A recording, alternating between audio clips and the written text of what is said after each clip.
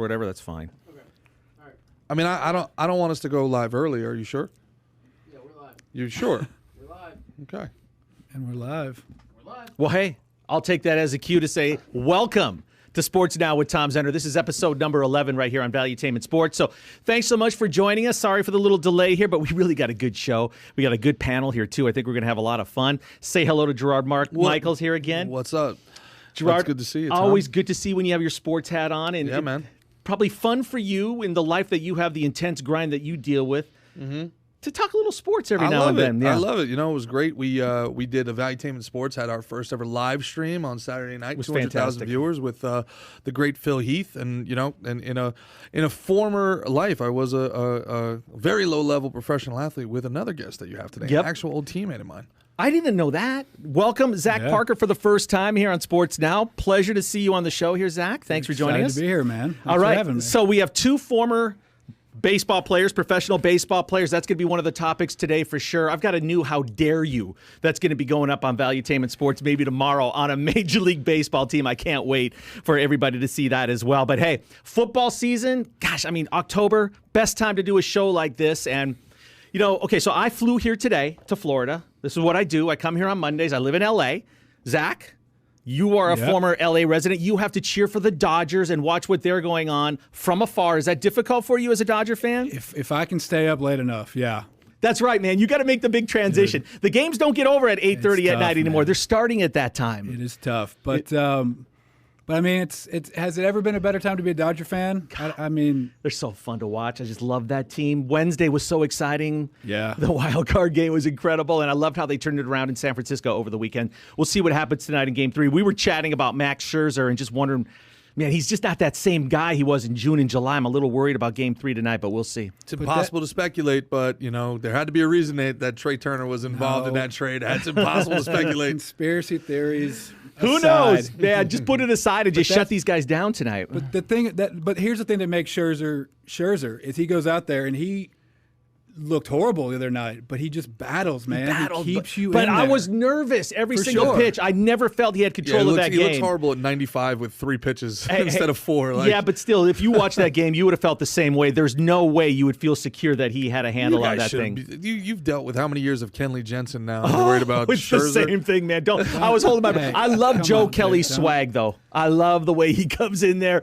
We're getting playoff Joe Kelly, and I dig that, man. He's got that extra gear. For sure. But, it's a fantastic time to be an LA sports fan, which I am. And I got to tell you guys my story about what happened to me yesterday. Okay, I have to start the show like this. And it's going to lead into our first topic about just violence at games right now. I mentioned it on an earlier show, but all you have to do is just look at Twitter pretty much every day, and you're going to see what happened at stadiums the day before. People just feel they have the green light to go off at games right now. Like there's not going to be any repercussions. I'm talking about fans and what they think, all these tough guy fans that are out there. So yesterday, a good friend of mine who's a plastic surgeon in Beverly Hills, a great, very, very renowned doctor, said, let's go to the game. So we got some tickets last minute. We go to the Chargers-Cleveland game. It was my friend, myself, and my son, Dash, 12 years old, right? So we're going to the game, first time at SoFi, got to see the stadium. I describe it as it's like walking into the future. The stadium is so incredible. It is just $6.5 billion. It should be. The most amazing thing is the field is about 5 stories below ground. You come in, ground level is the third level, the third floor, and you got to go down to get to the second and first. So it's unbelievable. I love that. But I got to tell you guys, it was on my mind. I was thinking, okay, there's going to be a lot of Cleveland fans here today. No question about it. You never know what fans are capable of doing. They get drunk. I hope things don't get weird. When you clash, when you combine two different fan bases, you throw a lot of alcohol in there, you just never know, right? So I thought, I hope nothing happens. I don't want to be involved in anything like this. And I don't go to games looking for anything like this. So it was a phenomenal game. Did you guys see any of this thing or what happened? Great game. 47-42, just back and forth. Justin Herbert, what a man. God, we're going to talk about him in a second. So the game's over, right? So the Chargers score. They hold. Baker Mayfield tried to bring the Browns down the field. No luck at the end of the game, so it's over. 47-42. I was thinking, you know what? There's got to be some history that was made today, some sort of NFL record that was broken. I go, let's get a picture with the scoreboard in the background, with the score. So the three of us are just sitting there. We were amongst all kinds of Browns fans. They were all over, barking the whole game, feeling very, very confident and secure as they were leading. So we turn around, and we're going to do the selfie. My friend, the doctor, holds out the phone, and he's going to do the picture. As we do it, this guy standing behind us, in the row behind us, yanks the phone out of his hand. Yanks it out, and we're like, all right, man. Hey, that's kind of funny. I know the Browns lost, but hey, we'll take the phone back again. No, you won't. He wouldn't give us the phone back. He would not give the phone back. He said, you're not getting the phone back. I go, what are you talking about? Give him his phone back. He goes, the only way you're getting this phone back is if you leave right now. You're not taking a picture. I mean, literally, it was just like that. I mean, this guy was probably 60 years old, and then you're immediately thinking, you can see how these things get escalated, right? Because I don't go to a game looking for a fight. I'm not a fighter. I haven't gotten into a fight since college, but I wanted to punch him. I literally did. He stole his phone. That's a theft, right? And he was so blazing about it and just ridiculous. And then things escalated, and then a bunch of other Browns fans come in and try to get involved and start chirping. And it literally could have taken off. It literally, like, you had to hold yourself back and say, give him the phone, or you can see how this would happen. How many times do I have to teach you this lesson, old man? But I wanted to punch him because he deserved it. But my son was there, Dash. Now, later did I find out. If he lives in Cleveland, Tom, there's nothing that you can do to him that God hasn't already done. So, well, later I found out that part of the reason I think he was ticked off because Dash was apparently turning around and barking at them after every San Diego touchdown. So maybe he was or LA touchdown, excuse me, after every Charger touchdown. So he was instigating it, but he literally would not give the phone back. We had to freaking get it from him. We had to take the phone back. He could have broke that phone. That's theft, isn't it? Had they already started circling you with other phones, like getting ready to videotape it? Absolutely. And then this woman who was just so annoying, she comes in there barking at us like she had anything to do with this. And then they were just converging on us. Did anybody start yelling World Star? That's where you know it's about to go down. When people start yelling World Star, you know it's about to go down, Tom. I mean, you go to a game, you better be ready for something to happen. You just better. And don't go look to pick a fight because you'll find one. It's those types of games more than any, right? Like if your team just gets blown out, you kind of know. But those back and forth emotional things, those highs, those lows, and then when you're on the wrong side of that, you got that thing in you. You got to get it out. But they're looking to have their moment. This is the West Coast in both of you guys. It's like you guys have never hopped in a car with a bunch of your buddies and headed up to Fenway Park in nothing but Yankee gear, getting ready to rock and roll. Well, this is part of it. No, that's a little bit of a part of it. But I also think that there's just a little shift right now. You ever heard of the bleacher creatures, man? What do you think happens when people wearing Boston Red Sox gear sit up in the $5 seats back in the old Pepsi bleachers? Yeah, but that's like a back road brawl, where you go to the parking lot of the local bar where you know that they're going to have like amateur UFC fighting. Great seats with your surgeon friend, and you're like, I don't have to deal with this plebeian nonsense. It wasn't plebeian nonsense. It's a loser looking for a fight who should have been punched for doing it. LA, San Francisco, you guys really do take it a little bit too far, though. For all the smack talking that we do, pushing and shoving and all that stuff. Whenever you hear about somebody getting like beat up and jumped in the parking lot, and they're playing in the playoffs right now. You might get killed. The it's Dodgers, possible. Giants, you don't mess around. You don't. You can't take a chance. David, if you get a chance, maybe roll some of these fight videos that we have. You can kind of see what's been going on. I don't know if you saw that one guy get cold cocked in that White Sox Astro series. An Astro fan throws a beer on a fan in a White Sox jersey. He pushes him or pushes someone next to him, and this guy just drills him in the face twice. So I do have a point with this. I just think that the lack or the lawlessness that's going on in this country and the lack of accountability, knowing that you can get away with things now that you couldn't in the past. You can steal in Los Angeles. You can take everything off the shelf at Walgreens in New York City if you want to, and nothing's going to happen to you. A guy walked into a pharmacy today in San Francisco and just started taking pills and walked out. Yeah. It's pretty outrageous. I mean, okay, how much – this kind of goes back to the generational thing, though. Like, I remember almost maybe every Thirsty Thursday that I played as a player, people were getting into it. So I wonder how much of it is – How many dollar beer nights did you play? Dude, no, alcohol plays a part in it. There's no question. But I mean, like, back then, nobody was filming that stuff. Like, I wonder if we're just getting access to this stuff now firsthand. People are looking for it. People are – It's always happened. I will give you that, Zach. It's been going on for years. I don't know if we're more offended by it or it's happening more frequently or if it's just being filmed more. But I do believe there is a fairly high percentage of people that go to a game now looking for it, and it's easy for them to find it, and you know it's going to get recorded. It's going to give you that 5 seconds of fame or 1 day of fame or whatever. I don't know, man, but I remember the malice at the palace. I remember when there was times when hockey play, it was like once a year hockey players or a basketball player would go into the stands. You don't see that anymore. Yeah, but those were very rare, and that was in the 70s or Malice in the Palace, 20 years ago. I'm just talking about regular fights in the stands that are just seem to me more of a production. Like they're going there looking to do it on purpose to get the video and whatnot. And it could have been me on that video. You think it's the Sons in 4 thing? Like this guy became that has something to do with it as well? Yeah. Totally. He was honored by the Sons. Yeah, and Barstool. Yeah. And they actually, I think, did a bobblehead for him. Do we have any of the video? Did you play it? Yeah. Okay, just let it roll in the background. We could see some of these fights.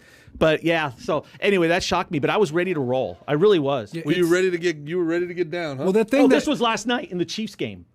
I mean, look at that. Oh, and the week before, the Chiefs and the Eagles got into it in there.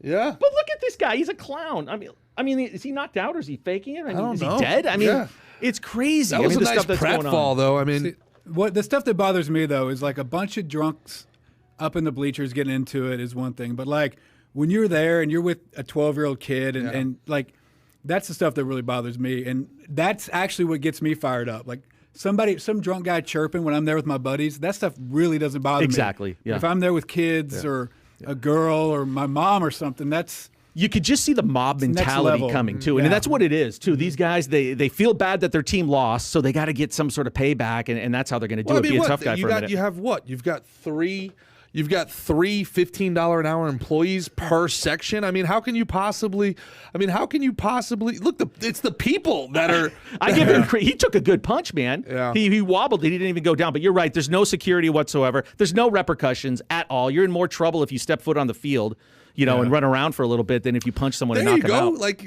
look at that. Back in the day, how many times I couldn't believe I was watching the Mets documentary. Every freaking game there was people on the field. At least that's not happening. I don't know. Ooh. That looks like Giants fan fighting each other. I mean, that turned into a melee. That was at the Giants game earlier this summer, Giants-Dodgers. But here's a prediction.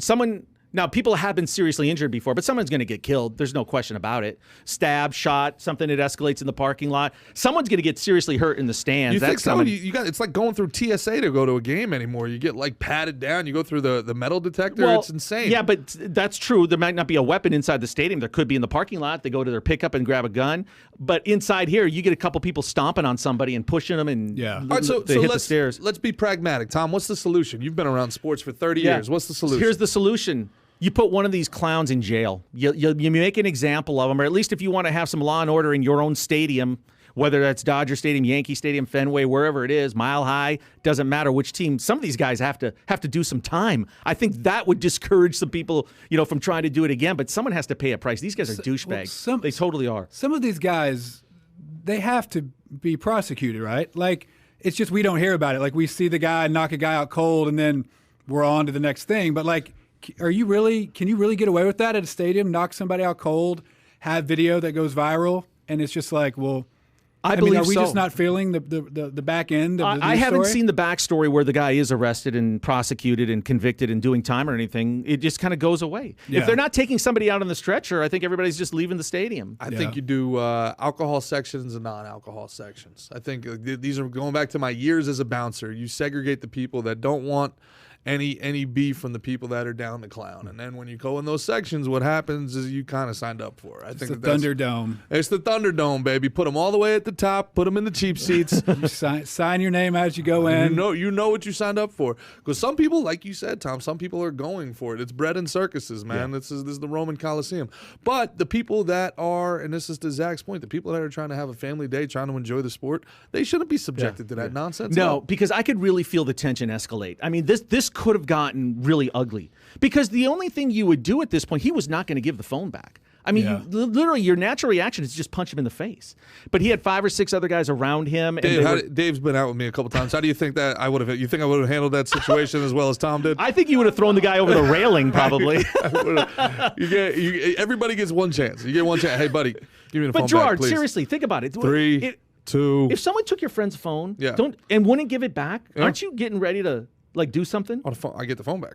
Right. We did get the phone back. And anyway, that was my experience yesterday, so it was fun. But boy, was I blown away by the Chargers. Oh, my goodness. And it leads me to the next segment that I want to talk to you guys about.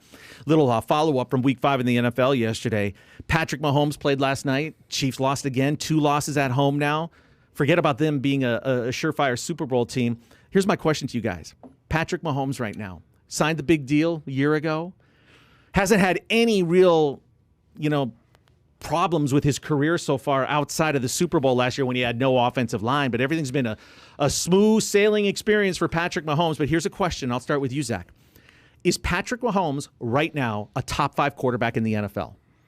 So the way I think of this is twofold. Is he one of the top 5 quarterbacks in the NFL? Yes. Is he playing like one? No. So it's like right now, am I going to pick him on my fantasy team? Probably not for next week. But if I'm starting a franchise he's going to be in my top 5. That's the way I look at it. So it's same. Any big-time quarterback pitcher, like you can still be the best pitcher in the league and be off for a month or whatever. So I think, look, pro sports is so humbling. And I remember this offseason when they were interviewing him, and it was like, what's next? And he's like, my only goal this year is like a perfect season. Like, I want a perfect season. I just remember thinking, man, like that's whenever you get away from the cliches of one game at a time, one play at a time. Perfect season. It's going like, Clint Hurdle, the big league manager for the Rockies when I was around, he said, it's simple. Baseball, there's 2 types of people, those who are humble and those who are about to be humbled. Yeah. And I just think he's going through that phase right now. Yeah, well, and he's got a little baseball experience. His dad was an MLB player for many, many years. What about you, Gerard? Is Patrick Mahomes a top 5 quarterback in the NFL right now? Yes, he is. And not only is he a top 5 quarterback, but what we're seeing is one of the major issues the NFL has with the salary cap as it's currently constituted. All right. You look at Russell Wilson. Russell Wilson won a Super Bowl, went to another Super Bowl, massive contract. What happened since? Ben Roethlisberger, when did he win his Super Bowls? Early on, entry-level contract. What happened after he signed his mega deals? Right? On and on and on. You can look at every quarterback, all right? You can look at Aaron Rodgers. You can look at every quarterback that has signed a massive deal, all right? And after they sign the massive deal, 2 years on, how many of them win? You look at what Brady does. Brady never signs the massive deal, and he always wins. The NFLPA hates Brady for doing that because he could reset the market every 2 years, and he refuses to do it. Why? Because he understands the game's not about the X's and O's. It's about the Jimmies and Joes. The NFL is a 54-man game. Yeah. You need you get that extra $5, $6, $7, $8 million a year. Yeah. That's an offensive tackle. That's a D tackle. That's there's so many benefits of what Brady does. Number one, there's more money to spread around, right? Yep. You can get a free agent. It's a hard cap. Yes. So and it just creates so much goodwill in the locker room where your quarterback isn't being selfish and trying to do whatever he can. And man, if you're a great quarterback, you make up for it in endorsements. But you know what? I look at Patrick Mahomes' numbers right now. I look at the way he's playing. I look at his body language. I'm going to say this. Patrick Mahomes is not a top 5 quarterback in the NFL right now. He just isn't. The Chiefs remind me of the Seahawks several years ago, except for the Chiefs, it's offense. For the Seahawks, it was defense. They made it to one Super Bowl and they won. They made it to another one and looked horrible. That's where the Chiefs are right now. People are figuring them out. Defensive coordinators aren't stupid. And I think that's the biggest thing that Patrick Mahomes is going to have to deal with, the magic they're taking away. So many of those plays, if you can shut down Tyreek Hill, if you can get him away from some of those fluke things he did the first couple seasons in the NFL. 6 turnovers in the last 3 games. He has 6 interceptions this year. That's how many he had all of last year. Just 2.67 touchdowns for each interception. Name me 5 better quarterbacks in the NFL right now. Thank you for asking me. Here's my justification that Patrick Mahomes is no longer a top 5 quarterback in the NFL. Hopefully he can turn that around, but here's how I look at it right now. Justin Herbert. What can you say? The guy he's Dan Marino meets Joe Montana meets Troy Aikman. Where were you this weekend? Doesn't matter. Doesn't matter. Where were you? Hey, speaking of that, what about Bill Belichick going against rookie quarterbacks? Yeah. That guy made him look, or he didn't have as much luck with the Houston quarterback. But anyway, I got Herbert number 1 because for the next 10, 15 years, he's just going to be amazing. Tom Brady, number 2. Kyler Murray, Until they figure him out or figure out a way to stop him, I got him in the top 5. Josh Allen, how do you argue with that? Aaron Rodgers is still there. I'm going to go with Joe Burrow, Lamar Jackson, and then Patrick Mahomes at number 8, and he's tied with Matthew Stafford. He's tied for number 8 right now. Joe Burrow, Lamar Jackson. Yes. And Aaron Rodgers, who we both buried 3 weeks ago. No, we buried him 4 weeks ago. That was just after 1 week, and that was just temporary. We only hit him hard for 1 week. But that's what I'm saying. That's what this is, right? Mahomes, those interceptions last night, one was a tip, one was should have been caught. So it's the numbers can, they can fool you a little bit. I think what he needs to assess is the fact that the type of guy he is, just the law of percentages, all those BS falling down behind the back, under the leg throws that have been caught for touchdowns, those are going to stop falling. They're a little loose. They're playing a little loose. For sure. And what's going to see if he's going to be the type of quarterback to fulfill sort of this, Mount Rushmore that they've put him on already is if he can adjust, if he can do the Brady thing where that's what makes Brady so great, I think, is he's going to be whatever quarterback is needed in the system to win for that team. I think we all play to the back of our card eventually, man. I think everybody plays to the back of their card. You mean their career stats and they are who they are? Yeah. I equate Mahomes and that Kansas City offense. It's sort of like a run-and-gun offense in the NBA. In basketball, that maybe the defenses find a way to slow you down, and now you got to become a half-court offense. I don't know if they're wired that way. When you make that magic happen with the behind-the-back flips and throw it up for grabs and Tyreek Hill's going to run. They're missing Kareem Hunt. They're missing that. And that guy could still play, by the way. Yeah. Kareem Hunt, he could still definitely play. Yeah. And the kid that they have from LSU, he's always hurt. Yep. He's got talent, but he's always hurt. So I don't know. I think this is a moving target, a flush list that can change week by week. But you look at the body language. Even Andy Reid doesn't kind of carry that same kind of vibe on the sideline. He looks a little more confused, right? Chomping on that gum But I still think they feel like one of those teams that comes in way too hot, way too cocky. They kind of get humbled a little bit, and then when they figure it out, you won't play them in the playoffs? No. No. That's what I'm saying. Not. Kansas City? No. I would not be afraid to play. I think Buffalo beats them almost any time they play them anyway. You don't think so? Nope. Buffalo's got them figured out. think Buffalo's way more physical. It is the NFL, how hard it is to beat a team multiple times. Mm-hmm. So I think it's almost – I remember early in Brady's career – those Belichick games sometimes where they would lose early on in the season, and it almost felt like they lost on purpose. Yeah. They kept tricks in their pocket. They were like, we know we're going to face these guys in the playoffs. Yep. It's better to have lost to the team the first – I remember the Cowboys would beat – way better. Yeah, but I see it's that way too. Better to lose but you know early. what? For sure. I don't see the Chiefs doing that. They didn't give me that vibe the last few weeks that they're holding something back. They're playing bad. I can remember in college we had a team that we would smoke every year in the we would smoke them every year in the regular season. And it almost got annoying playing them in the conference tournament. And then we actually beat them in the conference tournament, and they got an at-large bid to our region. And we had beaten these guys 5 times already this year. And it was just like, man, we got to play these guys again. And for them, it was every game against us was the freaking World Series. Every game against us, they just wanted to knock off the big dog. And for us, it was like, how many times do we got to, stop already? It was annoying. And when they beat us, the last time they beat us was in the regional championship. To go to the World Series, the one time they beat us was there. And I can see that being, again, I just think when you've gone to the Super Bowl 2 years in a row, week 5, it's hard to get fired up. I disagree. I disagree. Listen, what was the final score? What was the final score last night again? They hammered them. It was 38-20 or something. Mm-hmm. I mean, it was so. But what was it? It was 4-0. The Josh Allen only had to throw 26 Think times. Think about that, though. Think the fact that it was still 2 pick six, 2 pick six, one. I don't think there was 2 picks, a fumble, When you clean that stuff up, obviously you can't beat any team in the NFL when you have 4 turnovers like that. Yeah, but that's easier said than done because I think defenses know how to play them a little bit differently. The whole thing with the Chiefs is confidence. And they're lacking that. And if they don't have it, he's going to be reserved on his throws. He's going to be trying to force it. You know who Mahomes is right? Hold on. You know who Mahomes is right now? He's Cody Bellinger. He comes in hot, just a crazy talent. The league's made an adjustment against him. I think he's Brett Favre.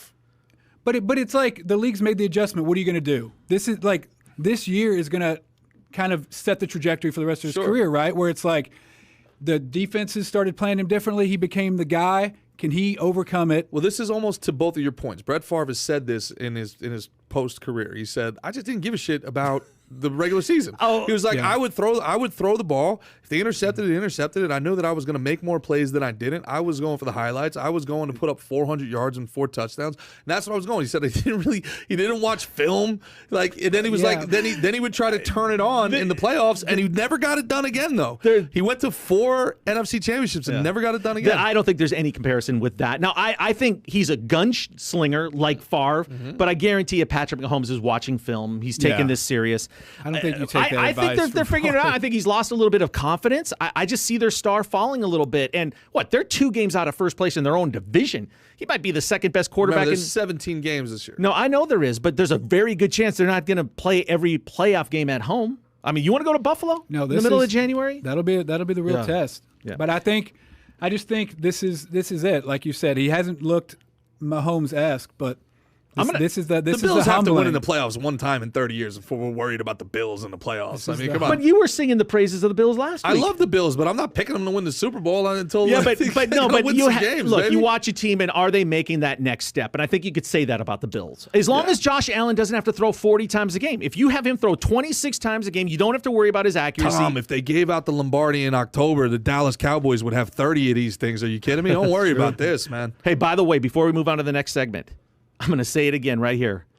Number 8, tied with Matthew Stafford right now behind Justin Herbert, Tom Brady, Kyler Murray, Josh Allen, Aaron Rodgers, Joe Burrow, Lamar Jackson, and then he comes in at number 8. What, are you going by fantasy rankings? No, I don't even play fantasy. So you're telling me, gun to your head, all right, you lose and you die. You pick Joe Burrow over Patrick Mahomes for your life on the line.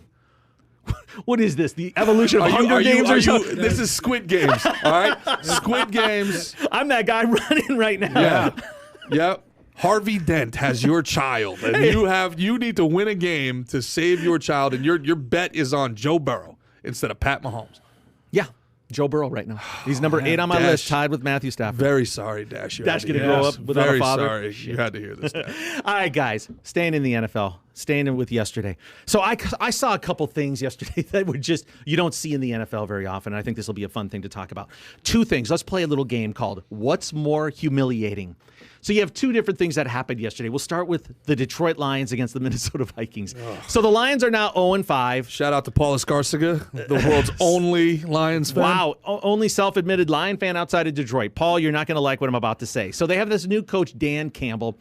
He made a name for himself at his opening press conference when they hired him, talking about biting people in the calves, and he's just weird. I don't like people like that. I don't buy into it at all. I look for someone that has a little bit more control of a press conference. That wasn't him, so I wasn't super impressed. Now, the Lions are having some bad luck. They lost on a 66-yard field goal to the Ravens at the buzzer, and then yesterday they lost on a 54-yard field goal against the Minnesota Vikings. Isn't it amazing how bad luck always seems to follow around bad teams? Yes, it is, right? And certain individuals. So here's what he did after the game. And David, if you could play this video in just 1 second. It's the coach, right? So Dan Campbell, after they lost to Minnesota, goes into the press conference, right? And if you haven't seen this, check it out. David, can you play this? Get off your phone, David! Here we go. So this is right after the game. They're 0-5. Just lost. That's not the video. A little lower. They lost. Heartbreaking loss. Boom. Right here. Don't worry, David. It's on. We're only live. It's not a big deal. We're just live. We can edit it. We're live. You can't hear him, but you can see that he's crying. Right? He's crying. You know what the hell? He's crying. He really cares. Okay? I just find that so weird, so troubling. When you see your players get all that they have and you lose that way, it's tough. You know, you don't want that for them. So, that's a guy who's overmatched. Pathetic. You talk about losing a locker room. Hey, these are professional athletes. Aren't they supposed to give their all? I mean, when you do something like this, you create a standard where it's saying, hey, as long as we fight hard to the end, that's good enough. You can cut the audio on it now. But I can't believe it. Total showmanship, totally planned, weak on all levels. You think this was planned? Kind of. Okay. What coach goes to a press conference and starts crying? I mean, you could just tell he's inexperienced doing this, but I would be so appalled if I was a player and my coach is going there crying. How about coming up with some adjustments? How about making a stop so they don't move the ball and get a chance to kick a last-second field goal? I don't like it. I love this. If I was a player on that team, I would be so. I love seeing this. Like I loved having those coaches that wore it on their sleeve. They were absolute maniacs, but they were also like huge teddy bears when you really got to the surface. If I have a coach like that, I want to go to battle with that guy. I want to. That guy, I know he cares. He's not in it for the paycheck. He's there. Like that's. A guy like that, it's not a good enough actor to show up and plan that. You know, I'd want to play for him too because it's okay if you don't win. He's cool with it, man. Look, no. We battled out there. We thing. really tried. I have a new nickname for him: Participation Trophy. That's his nickname. Look, I understand the theory of there's no moral victories in pro sports or whatever, but there are moral victories. When you're a team and you're struggling and you're so close, there's a time when you're on a team. As a player, like just as your own, or as a team, it's like darkest before the dawn. Like you've done it before. You've been hitting, and man, they're not falling, but damn, I feel good. Like I'm there. I'm so close. I'm not getting it. Yeah. And it's so mentally and emotionally frustrating when you know you're doing everything right, and I mean, maybe not doing everything right, but to just have your heart ripped out twice like that. Yeah, but. I think it's sappy. You're the leader. Yeah. You're the head coach. Sure. Have your cry in the clubhouse. All close the door, and then come out and put on the brave face. I don't need to see the leader of my organization crying after the 5th game of the year. Look, if this was the NFC Championship game and we and we put it all out there and we left it all and we lost in overtime, man, you feel it. You feel it for your people, right? You feel it for your guys. They went through this. It's the 5th game of the year, man. This to me is a guy who is a little overwhelmed. Yeah, and here's why I say may not have the answer. Here's why I say he's faking a little bit. He's playing to his audience. I don't think he's faking it. I really don't think he's faking it. But time out here. There's a little bit of something that was planned there because his audience is Detroit. Hardworking, blue collar. Yeah, which is why you don't cry. Underdog mentality. Hey, our guys are fighters. They're trying. Look, these players need to have accountability, knowing that if they don't win, if they've come this close, you're 0-5. You can't do any worse than that. And your coach is crying because you tried hard? You definitely don't do that in Detroit. You do that in L.A. where people are like, wow, this is so progressive on him. He wears his emotions on his sleeve. You don't do it where your fans have to work 40 hours in a week in a Ford factory being like, oh, my Zach, God, let's not take this crap from him. Is it hard Stop for dogging you, L.A. Dan? Have you looked at our sports teams in L.A.? Dan? We win at everything. Everything. Look. Here's what I want out of my guy, and he might be, and he's probably overmatched. He might be overmatched, but I want authenticity, man. That's like I respect hell of Belichick, but I like that, the Jerome thing where he just is a completely different person. Like I respect that, even though whether I like it or not, like. I respect that he's up there and willing to do it. Whoever hires him as an offensive coordinator next year will respect it as well. But that's great. And I'm not saying he should be the head coach of that team. That's not the general. Here's the reality. He wakes up the next day and Jared Goff is still his quarterback. They still don't have a defense, right? I mean, you're not a little speech like that's not going to change anything. Nothing. And he thinks he's the hard thing. He about thinks football, he's encouraging toughness, but he's creating softness because these guys are going to think that as long as we, what it reminds me of? Last year, do you remember when the Raiders went in and played the Chiefs tough? Right? They went to Kansas City and almost beat them. They went toe to toe with them, and then didn't they end up driving the bus around the stadium or doing? There was some side story with that, but John Gruden after the game was so passionate about how hard his guys played and how tough they were and how proud he was. They lost like 5 games in a row after that. I just think, man, in the NFL, you either win or you don't. Yeah. And if your coach goes in there and crying, it portrays a soft mentality. I tend to agree with that. I think, especially in football, not other sports. In football, it's such a physical fight. You don't just lose a game; you lose a fight, right? And you got guys in there that are. I mean, this is the manliest. I mean, you got your offensive linemen. It's a bar fight for 60 minutes, and then you got to look at your coach crying. Look, come on, man. Like, and if at best, Zach, he divided the locker room right there. Because half the locker room might feel like you feel like, man, I want to go to bat for this guy. This guy really cares. I guarantee you there's some big, strong, tough men in that locker room that are like, this dude's a bitch. I don't want to play for this dude. My whole career is resting on this guy's shoulders. Nah, man, absolutely not. I see what you're saying, Zach. Let's see who they play next week, okay? No, because they can bounce back if they play a crappy team. That's some Ted Lasso shit, David, is what that is. So watch him Watch they win a close game like this when the tables turn and they like carry him off the field Hey, because we're they 1-6. Bad news though, they're screwed. They they face got? Joe Burrow and the Bengals next week. Burrow's one of the top 7 quarterbacks in the NFL. They got no chance. Yeah. He's going to be weeping again at the end of the Got a game. better chance against Mahomes. Too bad they couldn't schedule like Kansas City. Oh, man. All right, so that was category number 1 of the most embarrassing thing that happened in an NFL game this week. Okay, here's number 2. So the Bengals were playing the Packers. Now, I didn't see this game. I had Red Zone on my phone while I was at the game, so I was trying to follow stuff that was going on, but this was crazy. Yesterday the theme was missed kicks. There were so many missed extra points and field goals yesterday. Unbelievable. You just couldn't fathom how many kicks they were missing. And this was the same thing. Mason Crosby for the Packers was missing 3. kicks he always makes. Yeah. So this game went into overtime, and both teams had ample chances to win. Both the Bengals and the Bengals had won 2 in a row. This would have been 3-game winning streak for them, and they'd really be in first place there in the AFC North. So the kicker, Evan McPherson for Cincinnati, had a chance to win the game. David, do you have this one? So he has a chance to win the game against the Packers, kicking into a kind of a crosswind, and he was pretty confident that he struck this thing pretty good. So, boom, here it is. Watch this.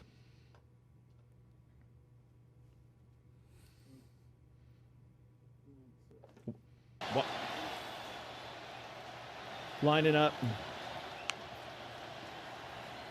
49-yard attempt for the win. McPherson's kick is But here, watch his celebration. Watch him.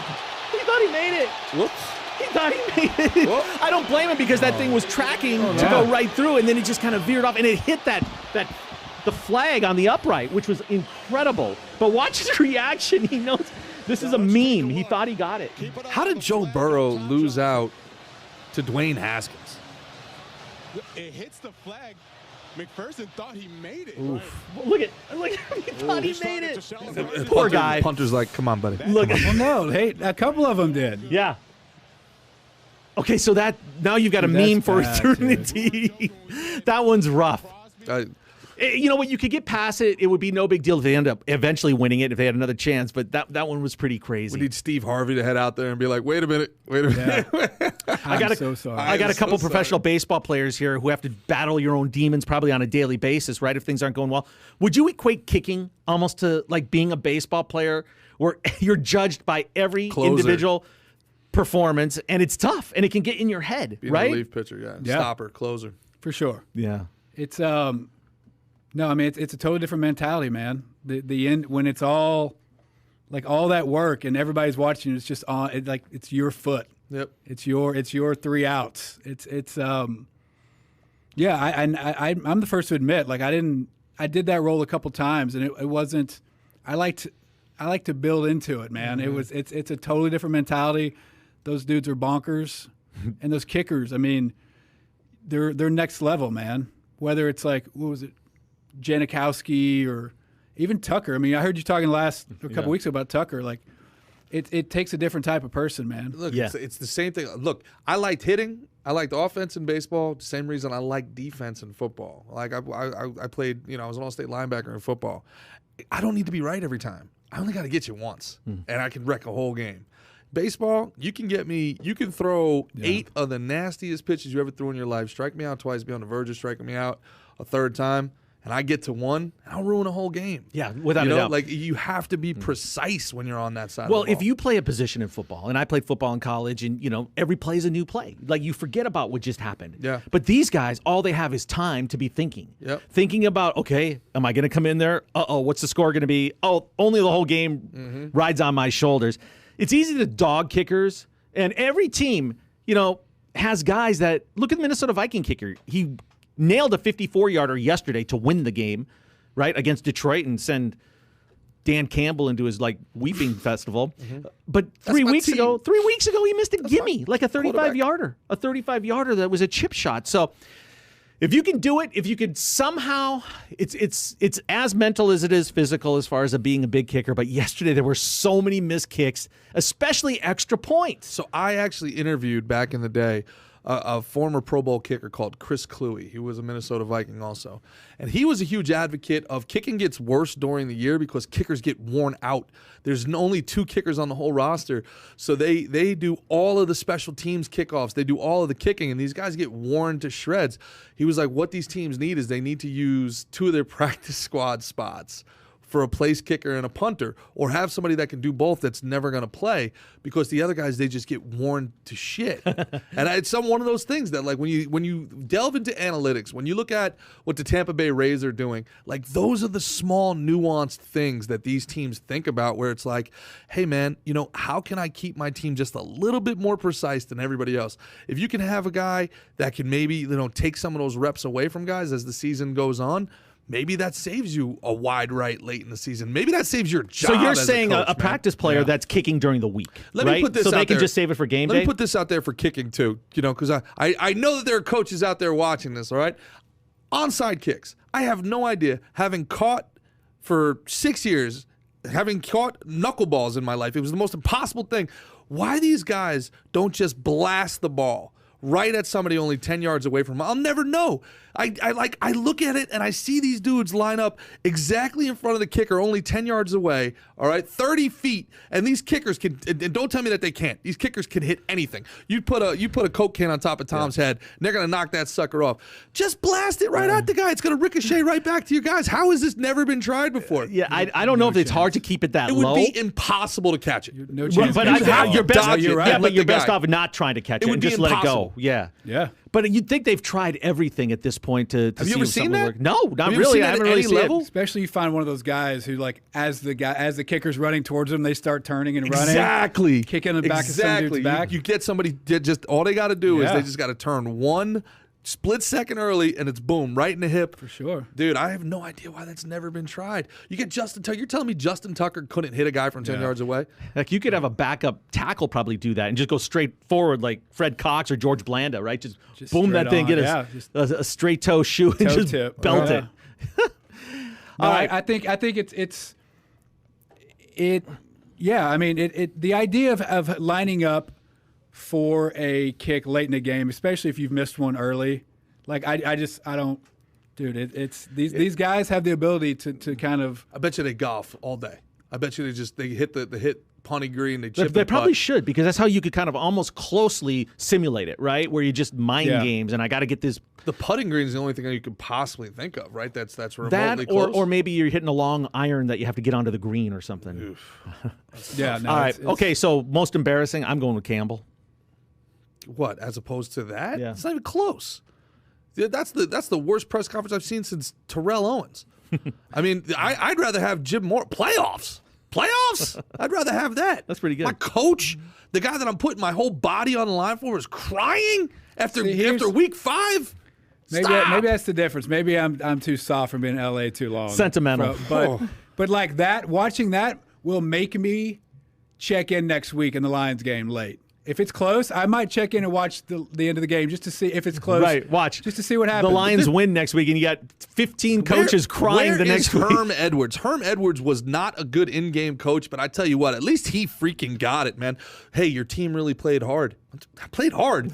You play to win the game. I'd rather have my coach crying at the press conference than at a bar skipping the team. Well, that one. Urban, Right. don't even get started on that. That's still By the way, Jeff Deutsch, embarrassing. they got to win 2 out of 3, otherwise that hundo's my spot. Why, all right? Jeff said that was going to rally the Jaguars somehow? He was like, watch, they're going to win 2 out of 4. I said, here's All a right. hundo, bro. Yeah. You were literally here. Are you okay? Yeah, I was here, yes. I was here. I was working on my suck tax plan at the time. All right, so last topic we want to talk about, because we got a couple former minor league players here, guys. And, you've heard a little bit about this over the years. You've seen stories every now and then, but it seems to be becoming a little bit more organized, or the stories are a little bit more in depth. It's about the fact that if you are a lower level minor league player, you're basically in poverty. I mean, you're making you're an indentured servant. Yeah, you're making maybe $1,500 to $2,000 a month, literally. Now, you might have some of your $1,500 to $2,000. No, I made 1,200. Okay, well, with the 1,200, about Cardinals. that range. Now you're gonna get fed, but you know what? They give you bologna and old bread. I've heard the food is horrible. We'll get to this in a second, but Depends on what level you get to. this is what it takes. I don't know. Some people could say, hey, that's how you stay hungry to want to move on to the next level and get better treatment, more money, better amenities or whatnot. But I can if see you're what that stuck guy in looks this thing, like. I can actually see that. Okay, guy. but here's my point, and then I'll let you guys tell me what it was really like. But think about it. You could be a backup catcher in college, and with NILs right now, you could be making 10 times as much as a minor league baseball player who's a professional, who was drafted. Not every one of these guys has signing bonuses, not big signing bonuses. It's not like you're tucking it away and living off the interest. Heck, when you're in the lower level, the rookie league ball, you're even staying at other families' houses too, right? Sometimes don't they have hosting it's called programs? host right, families. so you do that. So, Zach, let me start with you. You had a lot Which of wasn't experience in all the bad. minor leagues. Did you get rich? No, it really is, man. It's having your dream leveraged against you the way they do is So you're it's saying they awful. use it against you. Oh my God. This isn't something that we can't afford to pay minor league players Oh, more. God, no. This is part of their motivation factor for you. Because if you, everybody's replaceable. If you don't want to do it, there's somebody else that'll do it for that much or less. And it's not only is it not good for developing future play. So I remember being in high school and thinking, when I get to the big leagues, I'm going to be somebody. If somebody took a chance on me, I'm going to take a hometown discount. Like I'm not going to hold their feet to the fire or whatever. But then you get in it and you're like, okay. Okay, so you were drafted out of junior college, right? Yeah. So did you have a signing bonus? Yeah. Big, moderate? I got a decent bonus, but the bonus shouldn't be used to survive, right?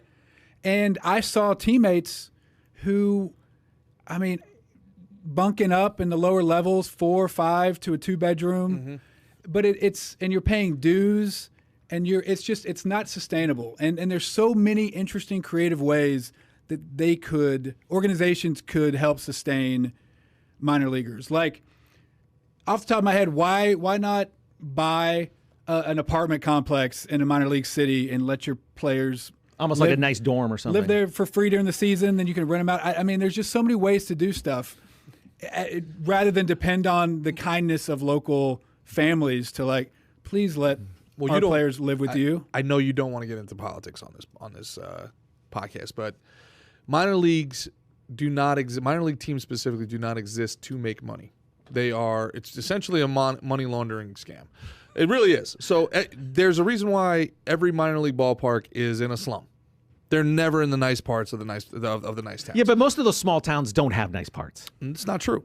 It's definitely not true. There are places all over New Jersey that would support minor league baseball down the Jersey Shore, and they're not in Camden or Newark. Well, they couldn't Atlantic afford City. the real estate probably to build a stadium. Of course they could. There. These are multi-millionaires that run these teams. So basically the way that people that don't know, okay, the minor league teams are independently owned and operated by, Joe Blow, millionaire, okay?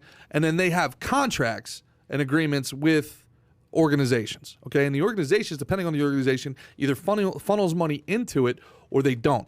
A lot of them don't. They just say, this is the organization, and if they don't do well, we'll go to another team in another city, right? If the organization doesn't funnel in, you can have these incredibly high-level prospects playing on fields that have rocks on them, that are wet, that there's bad sanitation, that there's mildew in the locker rooms. Your minor league experience is so dependent on the organization that you're in and the level that you get to. And a lot of these places are owned by shell companies that are just tax dumps. Wow. They're tax dumps. I can imagine these players can make some pretty bad decisions. If you have no money and you're desperate, right? Plus, the training facilities are horrible. The food that you have no nutrition. You got to buy your own food during homestands, right? Or unless you can go eat at the ballpark or something. Could have got rid of steroids in baseball with one stroke of the pen. Instead of punishing the players, all he had to do was punish the teams. That's all he had to do. If they really, really wanted to get rid of steroids in baseball, they would have taken away a first-round draft pick for every guy that popped. Yeah. And then the teams would have said, enough, we're doing internal testing, we're going to take care of it, we're not going to put... But instead, they put it on the players. And you got some kid making $1,200 a month.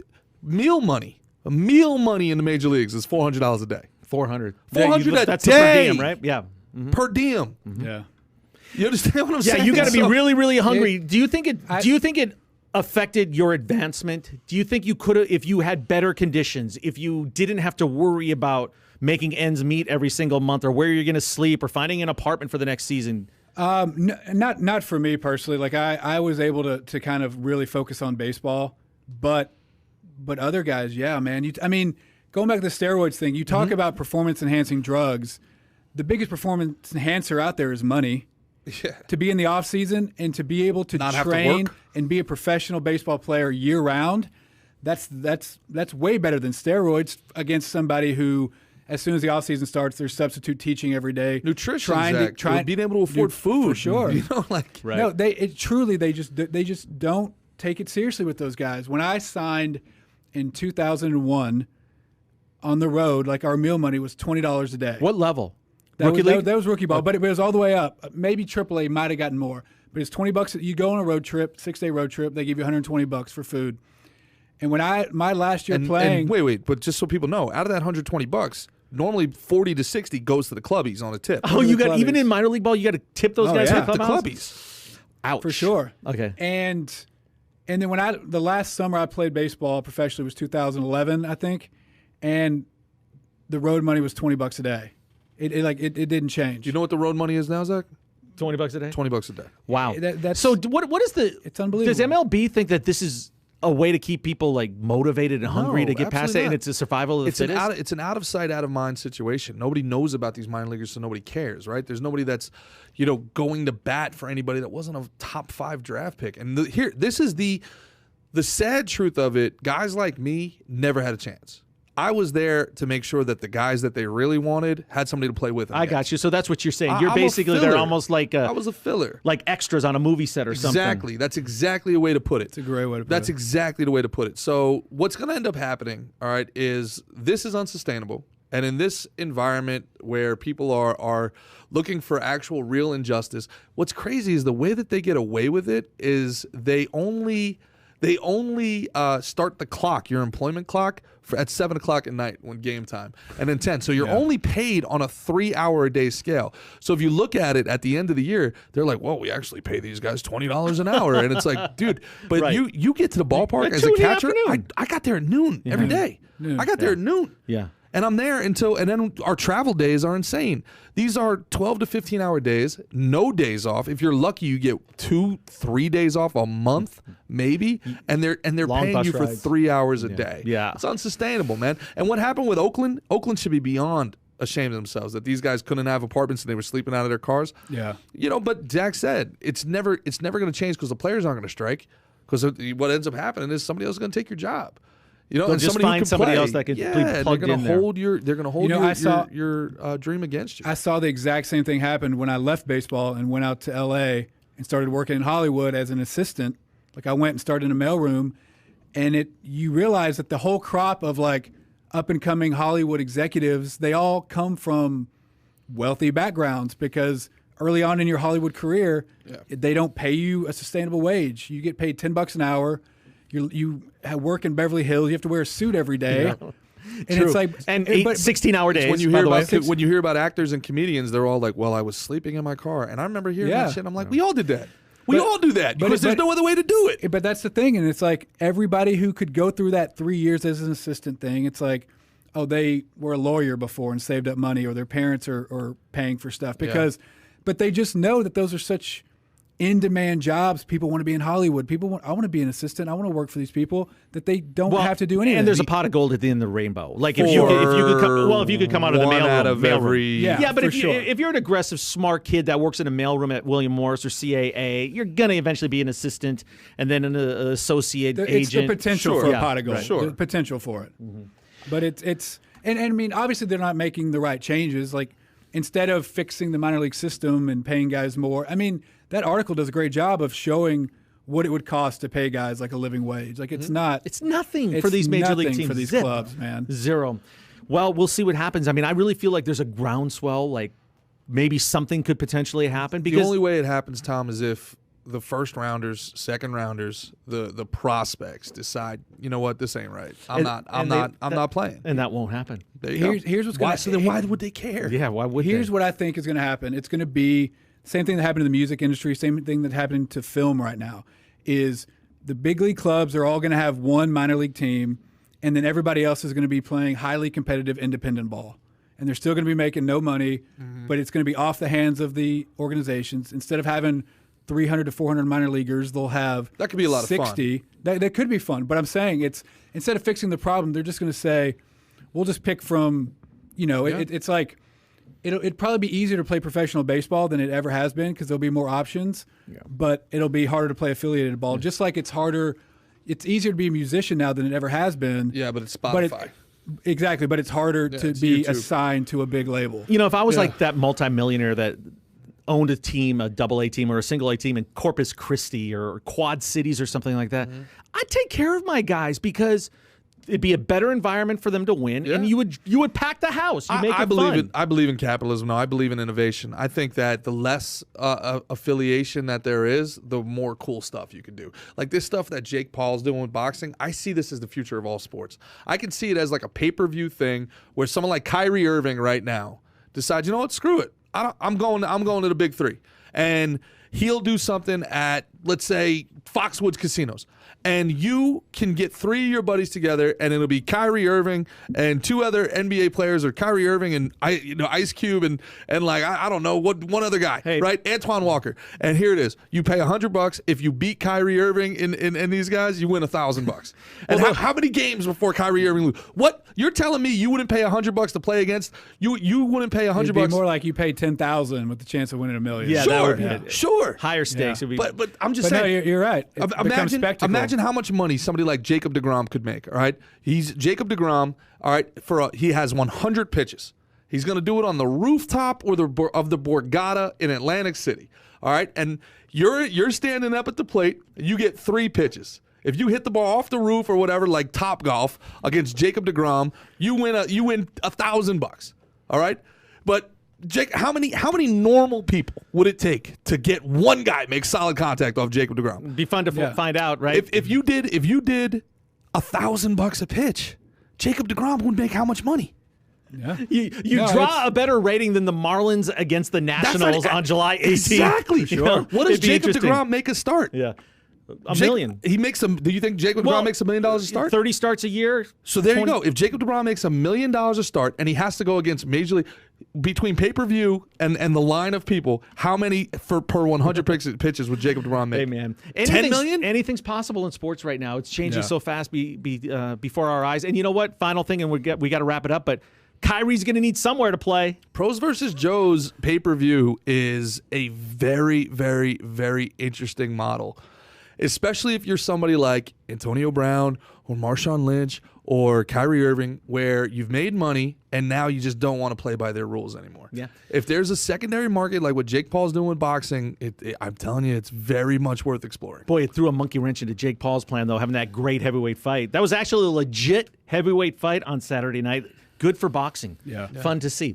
All right. Thanks, guys. Let's do it again soon, okay? Let's do it. Really appreciate you guys being here. Hey, Valuetainment Sports, make sure you check it out because Phil Heath is contributing content to it. Some great stuff.